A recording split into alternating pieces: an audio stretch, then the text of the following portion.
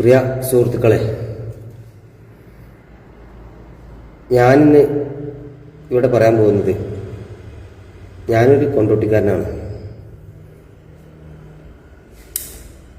കൊണ്ടോട്ടിയിൽ CPM-ന്റെ വളർച്ചയെ പറ്റിയാണ് ഇന്ന് ഞാൻ പറയാൻ പോകുന്നത്. കൊണ്ടോട്ടിയിൽ നല്ല മുന്നേറ്റം ഉണ്ടായിരുന്നൊരു പാർട്ടിയാണ് CPM.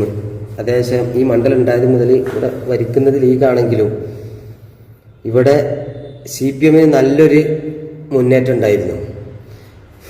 എന്തുകൊണ്ടാണ് ഇന്ന് CPM കൊണ്ടോട്ടിയിൽ വളരെ പിന്നോട്ടടിക്കുന്നത്?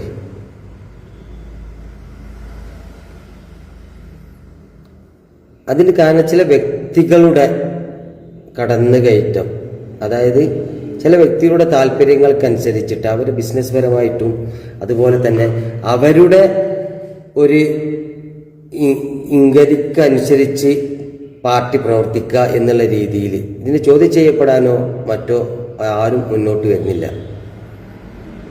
ഇവിടെ അടുത്ത കാലങ്ങളിലെല്ലാം 25,000-30,000 ഭൂരിപക്ഷത്തിന് ലീഗ് ജയിച്ചിരുന്ന മണ്ഡലത്തിൽ 10,000-ന്റെ ചോട വരെ എത്തിക്കാൻ ഇവിടെ കഴിഞ്ഞിട്ടുണ്ടെങ്കിൽ ഈ സഖാക്കളുടെ പ്രവർത്തനം തന്നെയാണ്.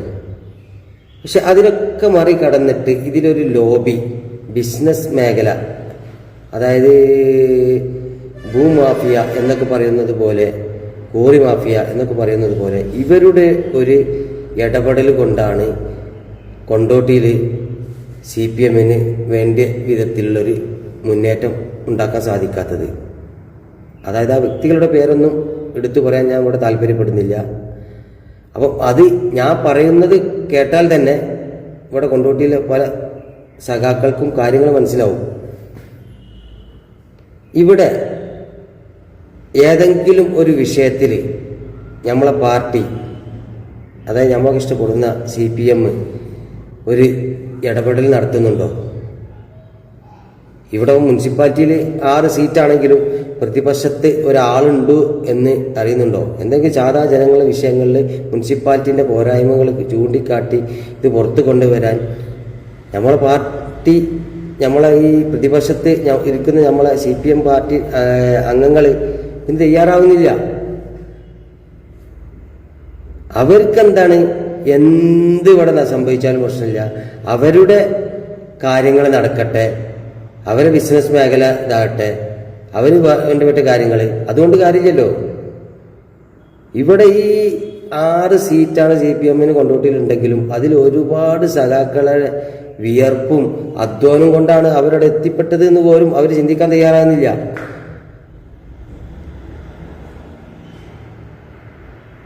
ഇവിടെ ഞാനൊരു ഉറച്ച സഖാവാണ്.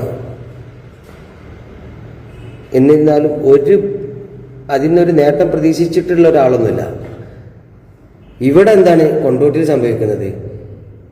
ഇവിടെ ജയിക്കാൻ വേണ്ടിയിട്ട് അണികളോട് ഭയങ്കര സൗഹൃദവും മറ്റും എല്ലാ കാര്യങ്ങളും ഭയങ്കര ഇതാക്കിയിട്ട് അവർ ജയിച്ചു കഴിഞ്ഞാൽ പിന്നെ ഇവിടെ എന്തെന്നായാലും അവർക്ക് പ്രശ്നമില്ല. ഈ ഭരണസമിതിന്റെ ഒരു നെറികേടിനോ ഇതിനോ പ്രതികരിക്കാനോ പിടിക്കാനോ ഇവർ രംഗത്ത് വരുന്നില്ല. ഈ വോയിസ് കേൾക്കുന്ന കൊണ്ടോട്ടി സഖാക്കൾ ഒന്ന് ഇരുത്തി ചിന്തിച്ചാൽ നല്ലതായിരിക്കും. അതായത് നമ്മുടെ പാർട്ടി കൊണ്ടോട്ടിയിൽ വളരേണ്ടടുത്ത് ഇവർ മുരടിപ്പിക്കുന്ന രീതിയിലാണ് ചില വ്യക്തികൾ, ചില ആൾക്കാർ ഈ ഇതിനെ കാണുന്നത്. ആത്മാർത്ഥമായിട്ട് സ്നേഹിക്കുന്ന പാർട്ടി പ്രവർത്തകർ എന്നുള്ള നിലയിൽ പറയാണ്, ഇവിടെ ഭരണസമിതിൻ്റെ ഒരു ന്യായക്കേടിനും പ്രതികരിക്കാനോ പിടിക്കാനോ ഈ ഭരണസമിതി ഇല്ല. അതിനൊരുപാട് ഉദാഹരണങ്ങളൊക്കെ നമ്മൾ ഉണ്ടാക്കും. ഞാൻ ഇപ്പോൾ വെളിപ്പെടുത്താൻ തയ്യാറാവുന്നില്ല. എന്നിരുന്നാലും നിങ്ങളോട് പറയാണ്, നമ്മളെ പാർട്ടി ഇവിടെ ഓരോ വിഷയങ്ങളിലും, അതായത് മുനിസിപ്പാലിറ്റി ചെയ്യേണ്ട ഓരോ കടമകളിലും ഇടപെട്ടിട്ടില്ല എന്നുണ്ടെങ്കിൽ അത് ശക്തമായിട്ട് പ്രതികരിക്കണം. മനസ്സിലാവും.